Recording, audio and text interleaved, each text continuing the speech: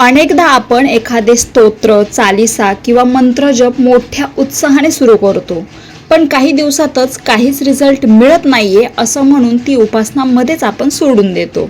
कोणत्याही मंत्राची किंवा उपासनेची ताकद कशी काम करते आणि त्याचे रिझल्ट्स नक्की कधी व कसे मिळतात याबद्दलचे आपण हे 6 अत्यंत प्रखर अनुभव वाचणार आहोत. तर पहिला आहे, जेव्हा तुम्ही नव्याने एखादा जप सुरू करता तेव्हा पहिले काही दिवस तुमचे मन अजिबात लागत नाही. हे सर्वांसोबतच होतं. जप करताना सतत जांभया येणे, डोळ्यातून पाणी येणे, पाय दुखणं किंवा अचानक खूप कंटाळा येणं असे प्रकार प्रत्येकासोबत घडतातच. हे दुसरं काही नसून तुमच्या शरीरातील निगेटिव्ह ऊर्जा म्हणजेच निगेटिव्ह एनर्जी त्या मंत्राच्या पॉझिटिव्ह ऊर्जेला करत असलेला तो विरोध असतो.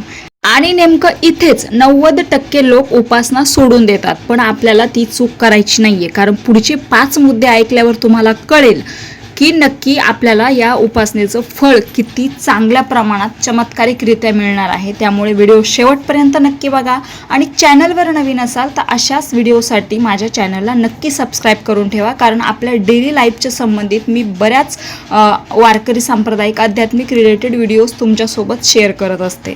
आता दुसरा मुद्दा, जर तुम्ही तो सुरुवातीचा कंटाळा पार करून उपासना टिकवून ठेवलीत तर 11 ते 21 दिवसांच्या दरम्यान तुम्हाला अत्यंत वेगळी स्वप्ने पडायला सुरुवात होते.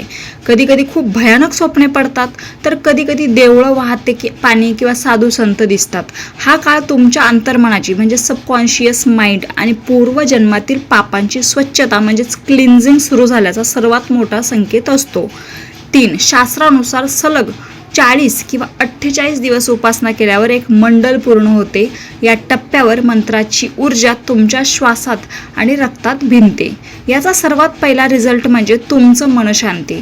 तुमचा राग अचानक कमी होतो, भीती वाटणं बंद होते आणि चेहऱ्यावर एक वेगळंच तेज म्हणजे ऑरा यायला सुरुवात होते. चौथा मुद्दा, अनेकांचा प्रश्न असतो की उपासना सुरू करून महिना झाला तरी माझे अडकलेले पैसे किंवा नोकरी का मिळत नाहीये.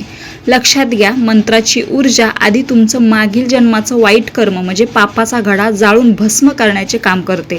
जेव्हा तो पापाचा घडा रिकामा होतो तेव्हाच ती ऊर्जा तुम्हाला भौतिक फळ द्यायला सुरुवात करते. ज्यांचे कर्म जास्त जड असते त्यांना रिझल्ट मिळायला 8 ते 9 महिनेही लागू शकतात. 5. उपासना सुरू केल्यावर अचानक संकटे का येतात. हा अनुभव अनेकांना येतो. एखादी मोठी उपासना सुरू केल्यावर अचानक घरात भांडणं होतात, आर्थिक नुकसान होतं किंवा आजारपणही येतं. लोक घाबरून उपासना सोडतात, पण सत्य हे आहे की देव तुमची परीक्षा घेत असतो. तुम्ही इथपर्यंत टिकून राहिलास तर तुम्हाला पुढं खूप छान प्रकारे रिझल्ट भेटणार आहे. आणि भविष्यात येणारे एखादे प्राणांतिक संकट किंवा मोठं नुकसान एका छोट्याशा संकटात रूपांतरित करून तुमचं पूर्वकर्म अत्यंत वेगाने संपवत असतो. ह्या काळात उपासना अजिबातच सोडू नये. 6. रिझल्ट लवकर मिळण्यासाठी मंत्राचे उच्चार 100% अचूक असण्यापेक्षा तुमच्या मनातील भाव आणि श्रद्धा 1000 पटीने जास्त महत्त्वाची असते.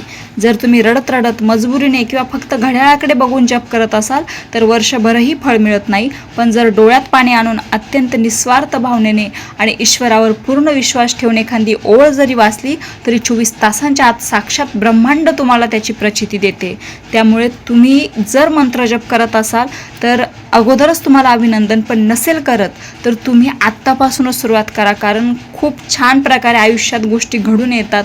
याचा अनुभव तुम्हालाही मिळेल. त्यामुळे हा व्हिडिओ आवडला असेल तर व्हिडिओला लाईक करा आणि चॅनलला सबस्क्राईब करा.